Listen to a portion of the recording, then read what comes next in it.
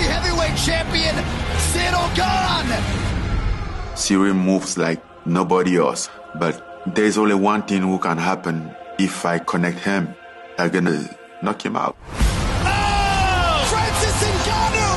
Too much! You have his strength, but I have mine. I have more skills than him, and we're gonna win this fight. Oh, and he gets the tap! Wow!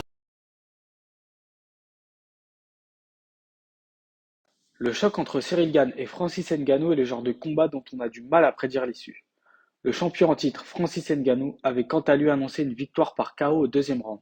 Cependant, c'est un tout autre scénario qui attend les deux combattants. Il est l'heure. Nous sommes le 22 janvier 2022 au Honda Center d'Anaheim pour un combat qui aura duré 5 rounds, au bout du suspense. Les deux combattants font leur entrée.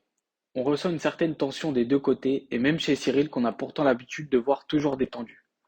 Gane très concentré, Ngannou intimidant à la manière d'un Mike Tyson, The Predator nous rappelle The Baddest Man in the Planet. Le combat commence. Durant les deux premiers rounds, le Français Ciryl Gane reste fidèle à son style de combat très technique. Il change de garde régulièrement, rentre et sort de la distance de frappe de son adversaire à la manière d'un escrimeur. Ngannou n'arrive pas à le cadrer et à exprimer sa boxe.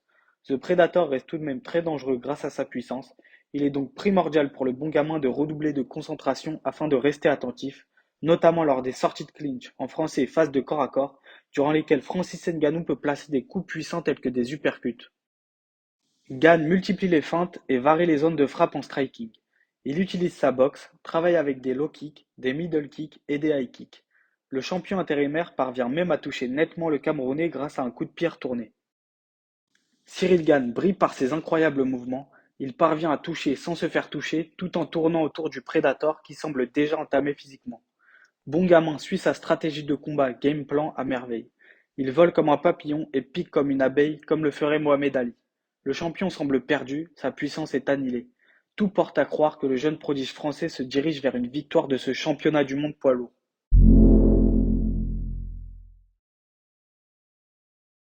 Le troisième round marque le tournant du combat. Sur une tentative manquée de front kick du combattant français, Ngannou attrape la jambe de Gane, ce qui lui permet de réaliser un takedown, autrement dit une amenée au sol terrifiante.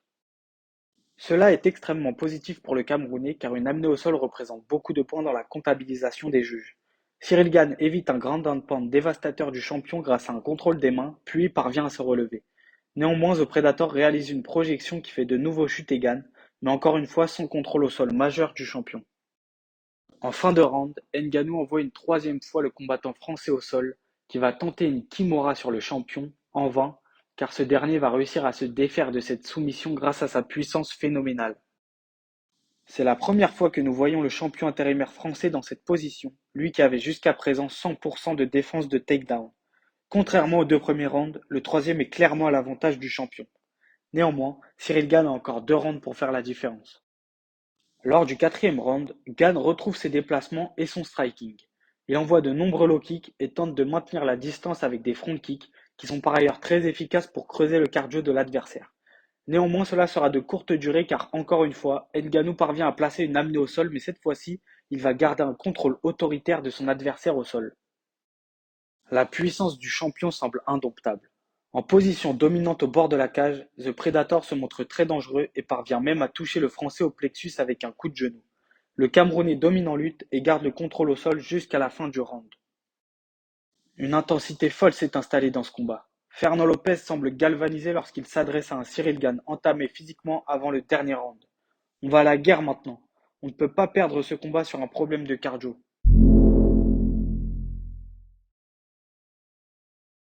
Après un scénario auquel on ne s'attendait pas et au bout du suspense avec 2 rounds chacun, c'est le début du 5e round. Le bon gamin semble avoir un déficit de cardio, cela étant notamment dû aux phases de lutte et de combat au sol qui sont extrêmement énergivores pour un combattant. Alors qu'on attendait une baisse de régime de sa part, Francis se maintient physiquement à la surprise générale. Sur les conseils de son coach Fernand Lopez, Ciryl Gane avance et sort les coudes. L'un d'eux va toucher nettement le champion en titre. Le Français parvient à réaliser une amenée au sol sur Francis Ngannou qui va assez vite renverser la position grâce à une technique de lutte. Dans un dernier espoir d'inverser l'issue du combat, le Vendéen va tenter une ultime clé de talon sur le champion qui va résister.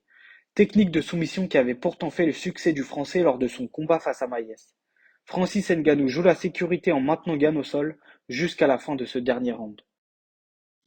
Au terme des 25 minutes de combat, Francis Ngannou est déclaré vainqueur par décision unanime des trois juges, 48-47, 48-47 et 49-46.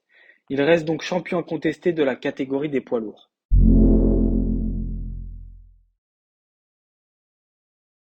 Le Camerounais a déjoué tous les pronostics en remportant la victoire par décision face à Cyril Gane. Nous avons pu constater durant ce combat une énorme amélioration en lutte de la part du champion. Cela est sûrement dû à la présence du champion incontesté de la catégorie des welterweight et expert en lutte, Kamaru Usman dans le coin du Predator. L'amélioration est radicale, notamment lorsque l'on compare la lutte actuelle de Francis avec celle qu'il a montrée lors de son premier combat face à Stipe Miocic. Effectivement, c'est le domaine dans lequel il s'était fait dépasser à l'époque, ce qui lui avait coûté le combat et par la même occasion la ceinture. Nous n'avons cependant pas pu voir ces améliorations en raison du court temps que le champion a passé dans la cage depuis, notamment à cause de la manière rapide et expéditive dont il a gagné ses combats par KO contre ses précédents adversaires. Francis Ngannou a su montrer qu'il était plus que jamais un fighter complet de MMA et qu'il pouvait s'adapter en cours de combat, ce qui prouve un certain fight IQ. En effet, cette adaptation lui a permis d'obtenir la victoire face à Gane. À la suite du combat, le champion camerounais a réagi au micro de RMC Sport. C'est un grand soulagement cette soirée. Les 10 derniers mois n'ont pas été faciles, en faisant référence à la blessure au genou que le combattant a subie durant son camp d'entraînement. Le plus important, c'était de garder la tête froide. Utiliser la lutte, c'était une possibilité, même si ce n'était pas prévu spécifiquement. Cyril, quant à lui, reste très jeune dans le sport. Son ascension au sommet de la catégorie ainsi que ce titre de champion intérimaire sont arrivés extrêmement vite. Ce dernier a encore de beaux jours devant lui et il ne fait aucun doute que le prodige du MMA français aura à nouveau l'occasion de prendre le titre mondial des poids lourds. On sent cependant la déception du bon gamin. Effectivement, le premier mot que Cyril a prononcé à la fin des 5 rounds est désolé tout en s'adressant à la caméra, lui qui considère faire cela pour rendre fiers ses proches. Gane a déclaré en interview post-combat pour RMC Sport: Je ne suis pas déçu de ma performance. Francis a beaucoup de puissance et il a su en jouer. Lui et son équipe ont adopté la stratégie parfaite pour me battre. C'est ce que j'aurais fait si j'étais à sa place. Bravo à lui. Il a fait un très bon boulot avec sa lutte et a très bien utilisé sa puissance. C'est un combattant très puissant, on le savait. Ça m'a fatigué. On était à deux doigts de le faire taper sur la clé de talon. Il n'a pas manqué grand-chose. Je ressens beaucoup de frustration. Habituellement, les combattants perdent par KO face à Francis. J'ai su montrer que je savais faire des choses. Je ressens beaucoup de frustration. J'aurais aimé faire la fête ce soir avec tout le monde, mais je n'ai pas la tête à ça. Ça me servira d'expérience et j'espère que ça me donnera encore plus la dalle, encore plus l'envie de me battre. Malgré toutes les polémiques et les dires d'avant-combat, on sent un respect réciproque entre les deux combattants et anciens partenaires d'entraînement qui se sont salués à la fin du combat. Par ailleurs, durant la conférence de presse d'avant-combat, lors d'un face-à-face, Francis s'était adressé à Cyril en lui disant: Peu importe ce que tu penses, je te respecte. Ne laisse pas ça rentrer dans ta tête. Samedi, on se fera la guerre, mais je te respecte. The Predator a également déclaré en interview d'après-combat pour RMC Sport: J'ai toujours su que Cyril avait un énorme potentiel pour aller chercher la ceinture. Si je n'avais pas été là, Cyril aurait sûrement pris la ceinture des poids lourds actuellement. Cyril Gane a affirmé lors de la conférence de presse d'après-combat qu'il souhaitait une revanche face à Francis Ngannou et qu'il comptait vite reprendre l'entraînement afin de travailler sur ses points faibles. Le coach du bon gamin a déclaré lors de la rubrique King on the G sur la sueur: J'ai passé des coups de fil au Daghestan. Il y a deux poids lourds qui arrivent et qui ont des bras aussi longs que Francis, aussi longs que John Jones. On va faire que ça. On va manger de la lutte, on va respirer de la lutte, on va boire de la lutte. C'est une remise en question qui est importante pour nous, mais qui arrive à point nommé. Le choc entre Cyril Gane et Francis Ngannou a donc tenu toutes ses promesses. Une histoire fascinante et un scénario inattendu lors du combat. Le champion camerounais rentre maintenant dans une nouvelle sphère, lui qui a acquis de nouvelles compétences et qui s'inscrit en tant que combattant complet de mixed martial art. Cyril a certes connu sa première défaite, mais cela lui servira d'expérience afin de devenir encore meilleur qu'il ne l'est, lui qui a encore tant de belles choses à accomplir pour la suite de sa carrière.